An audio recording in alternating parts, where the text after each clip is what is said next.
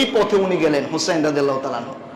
যাওয়ার কথা কুফায়, না গিয়ে উনি ব্যাক করে চলে গেলেন কারবালায়। টোটাল রাস্তা হচ্ছে 1470 কিলোমিটার। রাসূলের বডির সাথে যার সবচেয়ে বেশি মিল ছিল তিনি হচ্ছেন হযরত হুসাইন রাদিয়াল্লাহু তাআলা। কুফা আগে পড়ে না কারবালা আগে পড়ে? তো উনি কুফায় না গিয়ে কারবালায় গেলেন কেন? আবার কারবালার পাশে তো ফুরাত নদী এখন নাই, তাহলে নদীর পানি আটকাইলো কি? মুঝে কুফা ওয়ালো মুসাফির না সমঝো, मैं आया नहीं हूँ बुलाया गया हो। আমি এখানে কালি দিয়ে শুধু আঁকাই নাই, এটা একটা মানচিত্র। এটা হচ্ছে এই যে অংশটা, এটা হচ্ছে ইরাক, এটা হচ্ছে ইরাক। কারবালাটা কোন জায়গায় অবস্থিত বলেন তো? কথা বলতে হবে, কোথায়? ইরাকে। ঘটনাটা ঘটছে ইরাকে। আর হুসাইন রাদিয়াল্লাহু তাআলা কি ইরাকে ছিলেন? উনি ছিলেন হচ্ছে মক্কায়। মক্কা হচ্ছে সৌদি আরবিয়া, এই যে এখানে।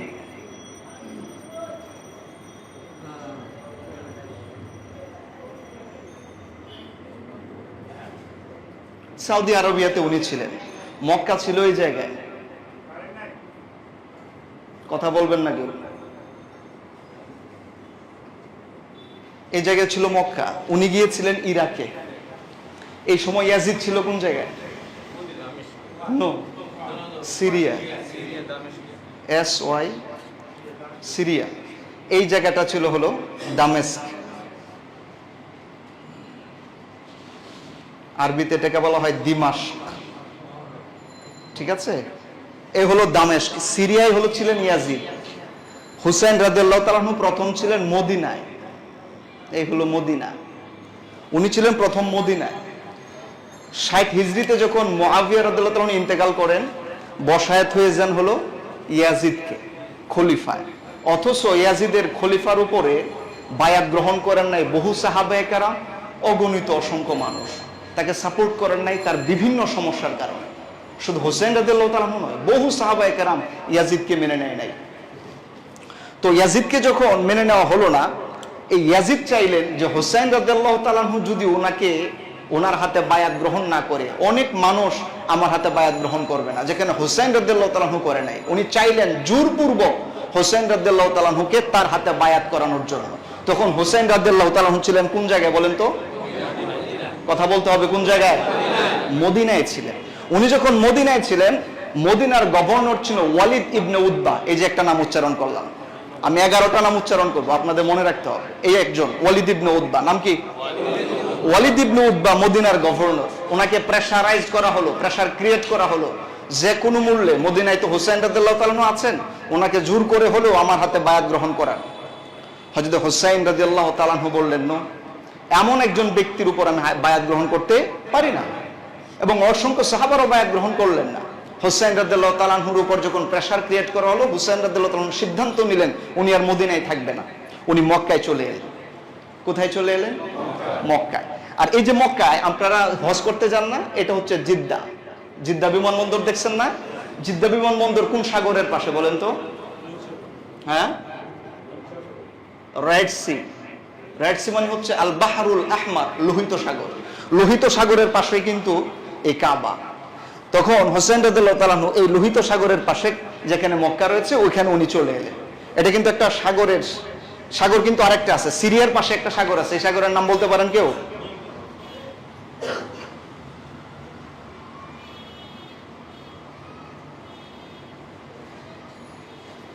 Mediterranean C. মেডিটারেনিয়ান সি মানে হচ্ছে ভূমধ্য সাগর। আরবিতে এটাকে বলা হয় আল বাহরুল মুতাওয়াসসাত। ভূমধ্য সাগরটা এই জায়গায়, এটার পাশে সিরিয়া। রাইট সি, আল বাহরুল আহমর, এটা হচ্ছে লোহিত সাগর, এটার পাশে হচ্ছে মক্কা। তো এখানে উনি মক্কায় চলে এলেন, কারণ চাপ ক্রিয়েট করা হচ্ছে হুসাইন রাদিয়াল্লাহু তাআলার উপরে। উনি বললেন জায়গায় থাকবো না, উনি চলে এলেন মক্কায়। মক্কায় যখন এসেছেন, তখন কুফা যে শহরটা ছিল, ইরাকের একটা শহরের নাম কুফা। শহরটার নাম বলেন তো সবাই? কুফা। এই যে এটা কুফা। কুফা কুফা হলো এমন শহর, এটার মানুষের এই আচরণের কারণে আমরা এখন মাঝে মাঝে কিছু হইলে বলি কুফা লাগছে, মানে সমস্যা শুরু হয়েছে। কুফার মানুষের আচরণ হোসেন রাদিয়াল্লাহু তাআলার সাথে যা ঘটিয়েছেন পৃথিবীর ইতিহাসে কখনো মানুষ এগুলো ভুলবে না। এই কুফা শহর থেকে মানুষ হোসেন রাদিয়াল্লাহু তাআলার কাছে যোগাযোগ করতে লাগলো, হোসেন আমরা ইয়াজিদের হাতে বায়াত গ্রহণ করব না, আপনার হাতে বায়াত গ্রহণ করব। হোসেন রাদিয়াল্লাহু তাআলা প্রাথমিকভাবে কোনো কর্ণপাত করলেন না। ঠিক আছে, একের পর এক চিঠি আসতে লাগলো। কোত্থেকে? কুফা থেকে। এবং এই কুফার অনেক গণ্যমান্য ব্যক্তিবর্গরা হোসেন রাদিয়াল্লাহু তাআলার কাছে বায়াত গ্রহণ করার জন্য এসেছেন, বায়াত গ্রহণ করতে চেয়েছেন। বহু চিঠি আসার পর হযরত হোসেন রাদিয়াল্লাহু তাআলা আনহু উনি তখন সিদ্ধান্ত নিলেন যে আমি কুফার অবস্থাকে পর্যবেক্ষণ করব। কুফার অবস্থাটাকে উনি কি করবেন? পর্যবেক্ষণ করবেন। কেন কুফার মানুষ এতগুলো আসছে? এখানে আপনাদেরকে আরেকটা প্রশ্ন করে রাখি, এই হলো কুফা, এটা কিন্তু কুফার মধ্যে কারবালা ছিল না। কারবালা হচ্ছে ঠিক এই জায়গায়, এই হলো কারবালা। কারবালা আপনারা জানেন, বাগদাদ নামে একটা শহর আছে না? এই বাগদাদ হচ্ছে এই জায়গায়। বাগদাদ থেকে কারবালার দূরত্ব হচ্ছে 105 কিলোমিটার। বাগদাদ থেকে কারবালার দূরত্ব কত কিলোমিটার? 5 কিলোমিটার। কুফা থেকে এই কারবালার দূরত্ব হচ্ছে 74 কিলোমিটার। এখান থেকে যদি একটা মানুষ যায়, কুফা আগে পড়ে না কারবালা আগে পড়ে? তো উনি কুফায় না গিয়ে কারবালায় গেলেন কেন? একটা প্রশ্ন করেছিলাম না, এটার উত্তরটা আমরা জানবো। আবার কারবালার পাশে তো ফুরাত নদী এখন নাই, তাহলে নদীর পানি আটকাইলো কিভাবে? এটার মানচিত্রে আপনি কিভাবে বুঝাবেন? এই বিষয়গুলো উত্তর দিব ইনশাআল্লাহ। তো আসুন, যে কথা বললাম যে কুফা থেকে অনেক মানুষ হোসেন রাদিয়াল্লাহু তাআলা তখন মক্কায় বারবার যোগাযোগ করার কারণে হোসেন রাদিয়াল্লাহু তাআলা সিদ্ধান্ত নিলেন কুফার অবস্থা পর্যবেক্ষণ করবে। উনি তখন ওনার ভাই, চাচাতো ভাই, নাম হলো মুসলিম ইবনে আকিল। আরেকটা নাম উচ্চারণ করলাম, আপনাদের মনে আছে? প্রথম উচ্চারণ করেছে একটা ইয়াজিদ গেল, তারপরে গেল ওয়ালিদ ইবনে উতবা, এই আরেকজন বললাম এখন মুসলিম ইবনে আকিল। 11 জনের নাম উচ্চারণ করল। মুসলিম ইবনে আকিল উনি ছিলেন হোসেন রাদিয়াল্লাহু তাআলা এর চাচাতো ভাই। উনি বললেন, ভাই এত এত চিঠি, শত শত চিঠি, তুমি একটু যে অবস্থাটা পর্যবেক্ষণ করে আমাকে ইনফর্ম করো। মুসলিম ইবনে আকিল এখান থেকে রওনা দিয়ে কুফায় গেলেন। কুফায় যাওয়ার পরে উনি দেখলেন পরিবেশ খুব সুন্দর। আমি আগে বলছি, আমি লম্বা ঘটনা বলছি না, সামারি বলছি, সামারি। তো হযরত হোসেন রাদিয়াল্লাহু তাআলা চাচাতো ভাই কুফায় যখন গেলেন, মুসলিম ইবনে আকিল উনি দেখলেন এখানের মানুষগুলো হোসেন রাদিয়াল্লাহু তাআলার পক্ষে, এমনকি বায়াত পর্যন্ত গ্রহণ করালেন হোসেন রাদিয়াল্লাহু তাআলার উপরে মুসলিম ইবনে আকিলের মাধ্যমে। 30,000 মানুষ মুসলিম ইবনে আকিলের হাতে হযরত হোসেন রাদিয়াল্লাহু তাআলার উপর বায়াত গ্রহণ করলেন। মুসলিম ইবনে আকিল দেখলেন পরিবেশ খুবই অনুকূলে, উনি একটা চিঠি লিখলেন হযরত হোসেন রাদিয়াল্লাহু তাআলার কাছে যে কুফার পরিবেশ ভালো, আসলেই কুফা মানুষ আপনাকে চায়, আপনি ইচ্ছা করলে কুফায় আসতে পারেন, কুফার মানুষগুলো আপনাকে চাচ্ছে, আপনি আসেন। হযরত হোসেন রাদিয়াল্লাহু তাআলা এই তার ভাই মুসলিম ইবনে আকিলের চিঠির প্রেক্ষিতে উনি সিদ্ধান্ত নিলেন মক্কা থেকে কোথায় যাবেন? কুফায়। তখন উনি তো আর একা যাবেন না, ওনার পরিবার পরিজন, আহলে বাইতের সদস্য, সাথে আরো কিছু অনুসারী, ওনাদের সহ মোট প্রায় 150 জন। হোসেন রাদিয়াল্লাহু তাআলার সাথে সফর সঙ্গী ছিলেন মোট কতজন? 150 জন সফর সঙ্গী নিয়ে উনি সিদ্ধান্ত নিলেন যাবেন হচ্ছেন কুফায়। যেদিন কুফা থেকে, মক্কা থেকে কুফার উদ্দেশ্যে রওনা দেন, সেদিন কোন মাসের কত তারিখ বলতে পারেন কেউ? বলতে পারে না। তাহলে ঘটনাটা কিভাবে মনে থাকবে বলেন আপনাদের? যেদিন উনি এখান থেকে রওনা দিয়েছেন সেদিন ছিল হলো জিলহজ মাসের 8 তারিখ। জিলহজ মাসের কয় তারিখ? এই যে আমি এক একটা তারিখ লিখবো আর এখানে আমি একটু গোল দিয়ে দিব যেন আপনাদের মনে থাকে। এই হচ্ছে 8 তারিখ, জিলহজ মাসের 8 তারিখ উনি রওনা দিলেন মক্কা থেকে, যাবেন কোথায়? কুফায়। বাবা তখন তো আর এই ধরনের এত নেটওয়ার্কিং সিস্টেম ছিল না, মাঝখানে যে কত কি ঘটে গেছে তা তো জানাই নাই। এই দিক থেকে সংবাদ আসার পরে যখন উনি সিদ্ধান্ত নিলেন, ফাঁকে ইয়াজিদ উনি লক্ষ্য করলেন কুফার যিনি গভর্নর ছিলেন, নাম তার নু'মান বিন বাশির। আরেকজনের নাম উচ্চারণ করলাম, নু'মান বিন বাশির। এই নু'মান বিন বাশির হোসেন রাদিয়াল্লাহু তাআলার উপর মানুষ বায়াত গ্রহণ করছে, উনি কিছুই বলছেন না, উনি পজিটিভ ছিলেন। যে কারণে ইয়াজিদ এই নু'মান বিন বাশিরকে পদত্যাগ করা। এবং এখানে ছিল বসরা, এই বসরার শাসনকর্তা ইবনে জিয়াদ, এর পূর্ণ নাম হচ্ছে উবাইদুল্লাহ ইবনে জিয়াদ। কিন্তু এই ব্যক্তিটি এত বাজে আচরণ করেছে হোসেন রাদিয়াল্লাহু তাআলা আনহুর সাথে, যে কারণে আমরা তাকে উবাইদুল্লাহ এই শব্দটা উচ্চারণ করি না, আমরা বলি ইবনে জিয়াদ, জিয়াদের ছেলে। কারণ ওর নামের আগে উবাইদুল্লাহ ব্যবহার করার মতো যোগ্যতা সে হারিয়ে ফেলেছে, আমরা বলি ইবনে জিয়াদ। ইবনে জিয়াদকে বসরা থেকে কুফার শাসনকর্তা নিযুক্ত করলেন এবং কড়া নির্দেশ দিলেন কোনোভাবেই হোসেন রাদিয়াল্লাহু তাআলা আনহু যেন কুফায় প্রবেশ করতে না পারেন এবং ওনার ব্যাপারে যারা কাজ করছেন প্রত্যেককে হত্যা করা হোক। যে কারণে ইবনে জিয়াদ উনি কুফায় আসার পরই প্রথম ধরেছেন মুসলিম ইবনে আকিলকে, নবীকে হযরত হোসেন রাদিয়াল্লাহু তাআলার চাচাতো ভাই। এমনকি একটা পর্যায়ে ওনাকে এই দুনিয়া থেকে চিরদিনের মতো শহীদ করেছেন। হযরতে মুসলিম ইবনে আকিল যখন শহীদ হবেন তার আগে উনি বুঝতে পেরেছিলেন যে ইবনে জিয়াদ তাকে দুনিয়াতে আর রাখতে দিবে না।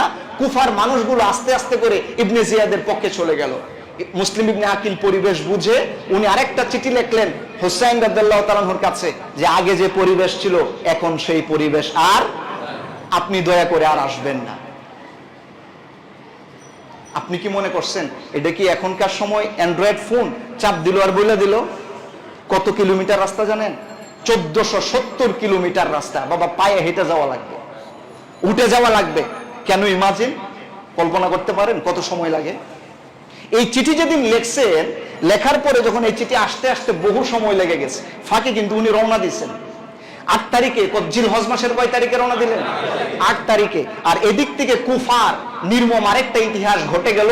মুসলিম ইবনে আকিলকে শহীদ করেছেন জিলহজ মাসের 9 তারিখ। এই যে আমি আরেকটা গোল দিলাম, জিলহজ মাসের কয় তারিখ?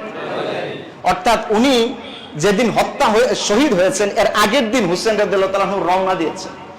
কোথার উদ্দেশ্যে? কুফার উদ্দেশ্যে। এই যে কুফার উদ্দেশ্যে রওনা উনি দিলেন, চিঠি তো তখন উনি পান নাই। চিঠি দেওয়ার জন্য, লেখার জন্য নির্দেশ দেওয়ার একদিন পরে উনি শহীদ হয়েছেন। এই চিঠি আসবেন তার আগে উনি রওনা দিলেন। এই পথে উনি গেলেন হুসাইন রাদিয়াল্লাহু তাআলা আনহু। যাওয়ার কথা কুফায়, না গিয়ে উনি ব্যাক করে চলে গেলেন কারবালায়। এই যে কুফা মক্কা থেকে রওনা দিয়া উনি যে এই যে বিভিন্ন স্থান দিয়া গেলেন, এখানে টোটাল 38টা পয়েন্টে উনি রেস্ট নিয়েছিলেন। কয়টা পয়েন্টে? সব ইতিহাসে আছে। 38টা পয়েন্টে উনি রেস্ট নিয়েছিলেন। এর মধ্যে একটা জায়গার নাম ছিল তানঈম। তানঈম ছিল মক্কা এবং মদিনার মোটামুটি মাঝামাঝি জায়গায়। এই দিক থেকে উনি রওনা দিয়া অনেকগুলো স্পট, আমি 38টার নাম বলতে গেলে অনেক সময় লাগবে। আমি জাস্ট মূল পয়েন্টে সামারে যেহেতু বলবো, এই মূল টপিকগুলো হাইলাইট করতে চাই। হযরত হোসেন রাদিয়াল্লাহু তাআলা আনহু তার অনুসারীদেরকে নিয়ে রওনা দিয়ে জুবালা নামক একটা জায়গায় এলেন। জুবালা জায়গার নাম কি? জুবালা। জুবালার ব্যাপারে ইতিহাসে লেখা হয়েছে এটা কুফা থেকে 4 দিনের রাস্তা। কয় দিনের রাস্তা? কেউ যদি ঘোড়ায় চলে, আমরা আনুমানিক ভাবে হিসেব করে দেখেছি, সম্ভবত এটা 250 থেকে 300 কিলোমিটার সামথিং এমন কিছু হবে। এই যখন এই জায়গায় আসেন তখন হোসেন রাদিয়াল্লাহু তাআলা একদল মুসাফির তারা সফর করছিলেন, তাদের সাথে দেখা হয়েছে। তখন তারা হোসেন রাদিয়াল্লাহু তাআলাকে বলেছিল, হুজুর আপনি যে কুফায় যাচ্ছেন কুফার পরিবেশ ভালো না। হোসেন রাদিয়াল্লাহু তাআলা প্রথম ইঙ্গিত পান জুবালা নামক জায়গায় ব্যাপারটা ভালো নয়। আপনি চিন্তা করুন, হোসেন রাদিয়াল্লাহু তাআলা পরিবার পরিজন সহ রওনা দিয়েছেন নিজের ইচ্ছায় না কুফাবাসীর বারবার অনুরোধের কারণে? সামান্য কথা নয়। আহালদেরকে নিয়ে উনি রওনা দিলেন। এই টোটাল রাস্তা হচ্ছে 1470 কিলোমিটার। এই টোটাল রাস্তা উনি রওনা দিলেন। এই হুসাইন রাদিয়াল্লাহু তাআলা এই টোটাল রাস্তায় রওনা দিয়েছেন এবং হেঁটে হেঁটে এবং এই যে পদযানে চড়ে উনি 23 দিন সময় লেগেছিল মক্কা থেকে কারবালায় পৌঁছতে। কতদিন সময় লেগেছিল? 23 দিন। এই যে আমি লিখলাম 23 দিন। আপনি একটু হিসাব করেন, 1470 কিলোমিটার 23 দিন পাড়ি দিয়েছেন। উনি পার ডে কত কিলোমিটার রান করেছেন? আমরা হিসাব করে দেখেছি 63.91 কিলোমিটার পার ডে উনি 64 কিলোমিটার রাস্তা হেঁটেছেন। হোসেন রাদিয়াল্লাহু তাআলা রওনা দিলেন। জুবালায় এসে তারপর উনি থমকে গেলেন, কিন্তু উনার সিদ্ধান্ত অনড়। যেহেতু উনি ফাইসালা দিয়েছেন, উনি রওনা দিলেন। উনি আসতে আসতে আরেকটা জায়গার নাম সারাফ। জায়গার নাম কি? সারাফ। সারাফ জায়গায় যখন এসেছেন, এই ইবনে জিয়াদ সৈন্য পাঠালেন, 1000 সশস্ত্র সৈন্য পাঠালেন হোসেন রাদিয়াল্লাহু তাআলার পথকে রুদ্ধ করার জন্য। সেনাপতির নাম ছিল হুর বিন ইয়াজিদ। এই জায়গার মধ্যে হোসেন রাদিয়াল্লাহু তাআলাকে আটকায় দিলেন, আপনি কুফায় যেতে পারবেন না। হোসেন রাদিয়াল্লাহু তাআলা বললেন, তোমরা আমাকে আমন্ত্রণ জানিয়েছো আর তোমরা আমার পথকে রোধ করে দিতে চাচ্ছ, ব্যাপারটা কি? তখন বলা হলো যে কে আপনাকে বলেছে আসার জন্য? হোসেন রাদিয়াল্লাহু তাআলার ব্যাগ থেকে শত শত চিঠি দেখালেন, গণ্যমান্য ব্যক্তিদের চিঠি দেখালেন। তখন হুস উনি বললেন যে এটা আমরা মানি না, আপনি যেতে পারবেন না। কিন্তু হোসেন রাদিয়াল্লাহু তাআলার সিদ্ধান্ত অনড় হওয়ার কারণে উনি যাচ্ছেন। আরেকটা সামনে জায়গা, এটার নাম কি বলা হয়? বাইদা। সামনের জায়গাটার নাম কি? বাইদা। বাইদা জায়গায় যখন এসেছেন তখন হুর হুসাইন রাদিয়াল্লাহু তাআলা আনহুকে খুব কড়াকড়ি ভাবে আটকায় দিলেন, আপনি কুফা যেতেই পারবেন না, আপনি সিদ্ধান্ত চেঞ্জ করুন। এবং ওনার খুব জোরাজুরি করার কারণে হযরত হুসাইন রাদিয়াল্লাহু তাআলা আনহু এই পর্যন্ত এসে পৌঁছেছিলেন হিজানাত। হিজানাত নামক জায়গায় এসে হুসাইন রাদিয়াল্লাহু তাআলা আনহু টার্ন নিলেন বাম দিকে, ওনাকে যেতে দেওয়া হচ্ছে না কুফায়, তখন উনি বাম দিকে, এই যে এই জায়গার মধ্যে এসে উনি বাম দিকে রওনা দিলেন। এবার চলে যাচ্ছেন কোন জায়গায় বলেন তো? কুফার দিকে। এই যে দেওয়া হচ্ছে না, এই হুর প্রথম আটকাইলো 1000 সৈন্য দিয়া, হুসাইন রাদিয়াল্লাহু তাআলা কুফায় ঢুকতে পারলেন না, অথচ কুফাবাসী কেউ তাকে নিমন্ত্রণ করার জন্য আসছে না। হযরত হুসাইন রাদিয়াল্লাহু তাআলা আনহু এরপরে আস্তে করে এই কারবালার দিকে রান করলেন। এজন্যই মূলত উনি কুফা কাছে হওয়া সত্ত্বেও না যায়া 74 কিলোমিটার পথ পাড়ি দিয়া কোন পর্যন্ত পৌঁছে গেলেন? কারবালায় পৌঁছে গেলেন, তাকে যেতে দেওয়া হয়নি। হযরত হুসাইন রাদিয়াল্লাহু তাআলা আনহু যখন কারবালায় এসে পৌঁছেছেন তখন মুহররম মাসের 2 তারিখ, জিলহজ মাস পুরোটা সময় লেগেছে। এই যে বললাম না 23 দিন লেগেছে, আপনি 23 দিনের হিসাব করুন। এখানে এসেছে জিলহজ মাসের কয় তারিখ? 2 তারিখে উনি এসে পৌঁছলেন। এই হলো কারবালার ময়দানে। 2 তারিখ যখন পার হয়ে 3 তারিখ হয়েছে, 3 তারিখে হওয়ার পরে এই ইবনে জিয়াদ আরো 4000 সৈন্য দিয়া পাঠাইলেন, আরেকজন সেনাপতি দিয়া, ওমর বিন সাআদ। আরেকজনের নাম বললাম, সেনাপতির নাম কি? ওমর বিন সাআদ। সাথে কয় হাজার সৈন্য নিয়ে আসছে? 150 মানুষ, আহলে বাইতের একজন সদস্য। এবং সেখানে 4000 সৈন্য পাঠানো হলো। ব্যাপারটা কি? বুঝাই যাচ্ছে উদ্দেশ্য ভালো নয়। 3 তারিখে এসে পৌঁছলেন এই কুফা থেকে 4000 সৈন্য নিয়ে ওমর বিন সাআদ। হযরত হুসাইন রাদিয়াল্লাহু তাআলা আনহু ওমর বিন সাআদকে বোঝানোর চেষ্টা করেছেন, আমি এমনি আসি নাই, আমাকে দাওয়াত দিয়ে আনা হয়েছে। কিন্তু উনি কোনো ক্রমেই হুসাইন রাদিয়াল্লাহু তাআলার কথা শুনছেন না। হুসাইন রাদিয়াল্লাহু তাআলা তখন মিটমাট করার জন্য কয়েকটা প্রস্তাব দিয়েছিলেন, একটা প্রস্তাব উনি গ্রহণ করেননি। শেষ পর্যন্ত উনি এই প্রস্তাবগুলো আবার ইবনে জিয়াদের কাছে পাঠালেন যে হুসাইন তো এই কথা বলে। ইবনে জিয়াদ সাফ কথা বলে দিল, হুসাইন রাদিয়াল্লাহু তাআলার কোনো বক্তব্যই গ্রহণ করা হবে না। নাউজুবিল্লাহ পড়েন। তখন ইবনে জিয়াদ অনুভব করেছে হুসাইন রাদিয়াল্লাহু তাআলার সাথে বোধহয় ওনারা পারছেন না। শেষে আরো 8000 সৈন্য দিয়া শিমার বিন জিলজাওশান, আরেকজন নাম শিমার বিন জিলজাওশান, ওকে 8000 সৈন্য দিয়ে আবার পাঠালেন মুহররম মাসের 7 তারিখ। তখন মুহররমের কয় তারিখ? 7 তারিখ এসে ওনাকে আটকায়া দিলেন। এমনকি এই পাশের ফুরাত নদীর পানি ওনাকে গ্রহণ করতে দিচ্ছেন না। আমি আগেই বলেছিলাম ফুরাত নদীর কোনো মানচিত্র আপনি এখন পাবেন না। তাহলে এলো কোথা থেকে? ফুরাত নদীটা ওই যে এখানে আপনার ওই অনেক আগে থেকে এটা মূলত এসেছে, বাগদাদের পাশ দিয়ে হয়ে এসে কুফার দিক দিয়ে চলে গেছে। কিন্তু এখন এটা না দেখালেও একটা সময় একটা ক্যানেল, একটা শাখা এই কুফাতে, এই ফুরাতের একটা শাখা এই কারবালার এই পাশ দিয়ে গিয়েছিল। কিন্তু মূলত ফুরাত থেকে কারবালার দূরত্ব 19 কিলোমিটার। ফুরাত থেকে কারবালার দূরত্ব কত? 19 কিলোমিটার। কিন্তু এই 19 কিলোমিটারের মধ্যে একটা লেকের মতো এসেছিল, যেটা এখন বিলীন হয়ে গিয়েছে। আরে বাবা, আমাদের দেশের কয়টা নদী বিলীন হয়েছে গত 50 বছরে? আপনি বলেন না। এটা একেবারে চোখ তো বড় করার কিছু নেই যে নদী গেল কই। নদী তো মাটিতে খেয়ে ফেলাইছে, আর কিছু নদী তো আমরা মানুষেরাই খেয়ে ফেলাই। আমাদের হাতে কি দুর্ক্ষমতা নাই? নদী কেমনে খায় দেখেন না? আর ইচ্ছা করলে নদী বানায়ও দেয়। মাঝে মাঝে যখন বাঁধের পানি ছাইরা দেয়, আমরা পানিতে হাবুডুবু খাই না? আশপাশের আমাদের পড়শিরা এই ধরনের সুন্দর ব্যবহার করেন আমাদের সাথে। তো কি বুঝলেন? অনেক মানচিত্র আমরাই চেঞ্জ করতে পারি। তাহলে এটা চেঞ্জ হয়ে যাবে পৃথিবীর এই 1400 বছর ইতিহাসে, এটা স্বাভাবিক। একটা লেক এখানে ছিল, যেখানে 7 তারিখে এসেই এই 7 তারিখে ওনারা সিদ্ধান্ত নিলেন যে এই জায়গায় আর পানি ওনাকে ছুঁতে দেওয়া হবে না। যে কারণে আরো 500 সৈনিক এই লেকের চতুর্পার্শ্ব দিয়ে দাঁড় করায় দিলেন। 500 সৈনিকের নেতৃত্ব যিনি দিয়েছিলেন ওনার নাম হচ্ছে আমর বিন হাজ্জাজ। 500 সৈনিক যারা ফুরাতের পানি আটকায় দিয়েছিলেন, এর সেনাপতির নাম কি? আমর বিন হাজ্জাজ। এই আমর এটা আটকায় দিলেন 500 সেনাপতি দিয়া ইবনে জিয়াদের নির্দেশে। 3 দিন চলে গেল, এক ফোঁটা পানিও তাদেরকে দেওয়া হয়নি।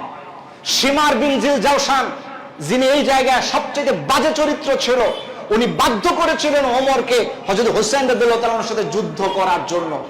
উনি সব প্রেক্ষাপট নিয়ে আসলেন, বারবার খোঁচাচ্ছিল যে যুদ্ধ হোক, কিন্তু হুসাইন রাদিয়াল্লাহু তাআলা যুদ্ধ করতে আসেননি। উনি বলেছেন, আমি তো এজন্য আসিনি, আমাকে দাওয়াত করে এনেছো, আমি কি যুদ্ধ করতে এসেছি? তার কোনো প্রস্তুতি কি আমার আছে?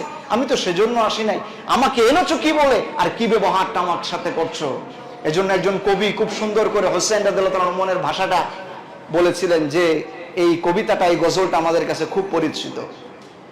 মুঝে কো ফওয়ালো মুসাফির না সমঝো,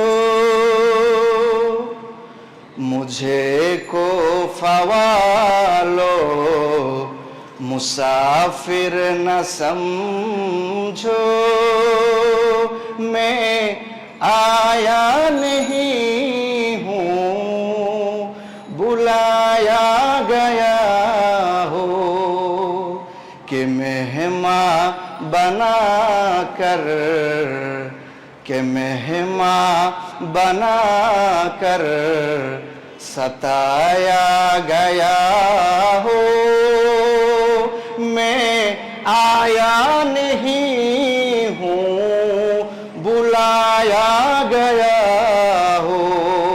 আল্লাহু আকবার পড়ে কবি বলেছিলেন, হোসেন গদ বললেন, আহা কুফাবাসী, তোমরা কি আমাকে কেমন দাওয়াত করেছো? আমাকে মুসাফির মনে করেছো? আমি তো মুসাফির ছিলাম না, আমি তো দাওয়াতি মেহমান ছিলাম। আর আমাকে দাওয়াত দিয়ে নিয়ে আসার পরে আজকে কারবালার ময়দানে যুদ্ধের পরিস্থিতি তোমরা তৈরি করে দিয়েছো। নাউজুবিল্লাহ। হযরত হুসাইন রাদিয়াল্লাহু তাআলার এই বক্তব্যটা, এই মনের এই বাসনাটা একজন কবি সুন্দর করে বলেছিলেন। আমি গজলটা পুরো বলতে চাচ্ছি না, সময় আমাদের কম। আমার প্রিয় ভাইরা, এই জায়গায় এসে 7 তারিখ থেকে 3 তারিখ কোনো পানি দেওয়া হয়নি, এবং মুহররম মাসের 9 তারিখ যখন হয়েছে তখন সীমার ওই দিনে যুদ্ধ করতে বলেছিলেন। হোসেন রাদিয়াল্লাহু তাআলা বললেন, ঠিক আছে, যদি আমি সত্যের পথে থেকে আমাকে যুদ্ধ যদি করাই হয় তাহলে আমি যুদ্ধ করব, কিন্তু আজকে নয়, একটা দিন আমাকে সময় দাও, একটা দিন যেন আমি আল্লাহর দরবারে ইবাদত করে এই রাতটা কাটাতে পারি। আল্লাহু আকবার। হযরত হোসেন রাদিয়াল্লাহু তাআলা 9 তারিখ সারা রাত ইবাদত করলেন। একজন মুসাফির মানুষ শ্রান্ত হওয়ার কারণে উনি দুর্বল হয়ে পড়েছিলেন। 10 তারিখে ফজরের পরেই যুদ্ধের প্রস্তুতি হয়েছিল। বৃষ্টি হচ্ছে, এই জন্য আমি লম্বা করবো না, অল্প সময় শেষ করতে চাচ্ছি। এই 10 তারিখেই মুহররম মাসের যুদ্ধের পরিস্থিতিটা তৈরি হলো, এবং সর্বপ্রথম হোসেন রাদিয়াল্লাহু তাআলার পরিবারের সদস্যদেরকে আঘাত করা হলো, তীর মারা হলো। ইতিহাস আপনারা জানেন, আলী আসগর দুধের শিশু, তার গায়ে তীর বেদ হওয়ার কারণে বুক ছিঁড়ে দুধের শিশু তৃষ্ণার কারণে তরবারির আঘাতে, তীরের আঘাতে উনি দুনিয়া থেকে চিরদিনের জন্য শহীদ হয়েছিলেন। হয়তো হোসেন রাদিয়াল্লাহু তাআলা বাধ্য হয়ে তারপরে এক একজন হোসেন রাদিয়াল্লাহু তাআলার সদস্যরা এই হুর বিন জিয়াদের সাথে, এরপরে হচ্ছে শিমর বিন জিলজালসার সাথে যুদ্ধ লেগে গেল। তখন যিনি প্রথম এসেছিলেন এই সারাত নামক জায়গায় 1000 সৈন্য নিয়ে, হুর, উনি চিন্তা করলেন যে আমি কার বিরুদ্ধে যুদ্ধ করছি? আল্লাহ নবীজির প্রিয় দৌহিত্রের বিরুদ্ধে। এটা হতেই পারে না। হুর সাথে সাথে তাদের দল ত্যাগ করে হোসেন রাদিয়াল্লাহু তাআলার দলে চলে এসেছিলেন। এই একজন মহাবীরের কথা আমরা শুনতে পাই, যিনি তাদের বিপরীতের পক্ষ ত্যাগ করে সত্যের পথে এসেছিলেন। হুর হোসেন রাদিয়াল্লাহু তাআলাকে বলেছিলেন, হুজুর, আমার রক্ত যতক্ষণ পর্যন্ত থাকছে আপনার শরীরে কোনো এক ফোঁটা বিন্দু আমি বহাতে দিব না। উনি বীর বিক্রমে যুদ্ধ করেছিলেন হুর। এবং শেষ পর্যন্ত এই মুহররম মাসের 10 তারিখে যুদ্ধ লেগে গেল। আমি আরেকজন বাজে ব্যক্তির নাম উচ্চারণ করছি, যিনি সর্বপ্রথম হোসেন রাদিয়াল্লাহু তাআলার শরীর মুবারকে আঘাত করেছিলেন, সিনান বিন আনাস।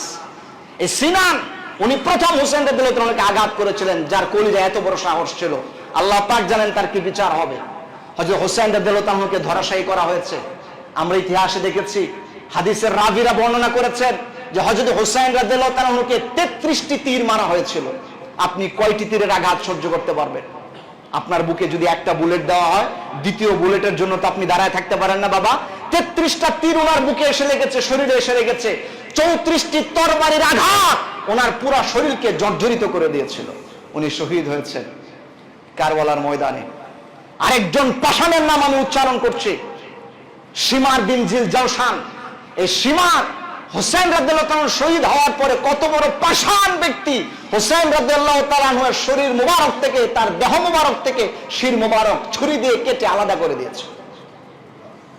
একজন করে 72 জন হোসেন রাদিয়াল্লাহু তাআলার সাথীবর্গরা শহীদ হয়েছিলেন এই কারবালার ময়দানে। এই করুণ ইতিহাস ঘটেছিল মুহররম মাসের 10 তারিখ। আমার প্রিয় ভাইরা, এই জন্য আপনি একটু লক্ষ্য করুন, কোথা থেকে, কেন, কিভাবে উনি ওই পর্যন্ত পৌঁছলেন, কোন দিন, কোন তারিখ, কি ঘটনাগুলো ঘটেছে।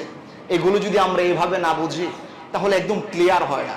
এই জন্য আমি ক্লিয়ার করে বোঝানোর জন্য এই মানচিত্রগুলো আঁকার চেষ্টা করছি। আমার প্রিয় ভাইরা, আমার কলিজার টুকরা প্রিয় মুসল্লিয়ানে কারাম, মুহররম মাসের ইতিহাসের এই ক্ষেত্রে আপনাদের খুব গুরুত্ব দিয়ে কথাটা বুঝতে হবে। ক্লিয়ার যদি আপনি না বুঝেন তাহলে আপনার কনফিউজড হবে। আপনি একটু ভালো করে বুঝে নেন 10 তারিখের এই ঘটনায় কি বিভৎস ছিল। আপনি জানেন হোসেন রাদিয়াল্লাহু তাআলার শির মুবারক কত বড় পাষাণ্ডর বেয়াদব হওয়ার পরে বর্ষার উপরে উঠে তারপরে ইবনে জিয়াদের কাছে নিয়ে আসা হয়েছিল কুফায় 11 তারিখে। বাকি যে সমস্ত মহিলারা ছিলেন সাহাবায়ে কেরামরা, মহিলা সাহাবী এবং আহলে বাইতের বাকি যারা সদস্যরা ছিলেন, যারা সফর সঙ্গী ছিলেন, এই সমস্ত ব্যক্তিদেরকে বন্দী করে 10-11 তারিখ মুহররম মাসের কুফায় ইবনে জিয়াদের কাছে হাজির করা হয়। ইবনে জিয়াদের কাছে মাথাটা, শির মুবারকটা বিতাস্তিন একটা তস্তের মধ্যে এনে রাখা হয়েছিল।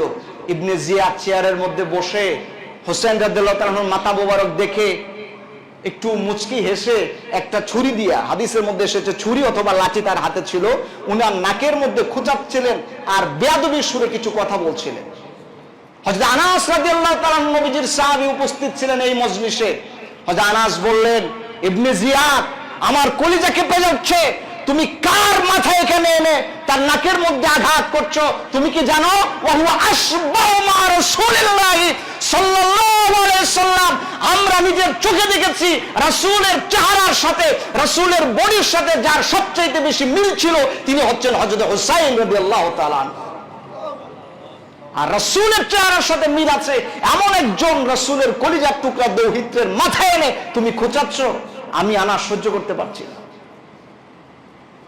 আপনি বিশ্বাস করুন কি বিভৎস ইতিহাস ছিল, হোসেন রাদিয়াল্লাহু তাআলার সাথে কি নির্মম আচরণ তারা করেছে।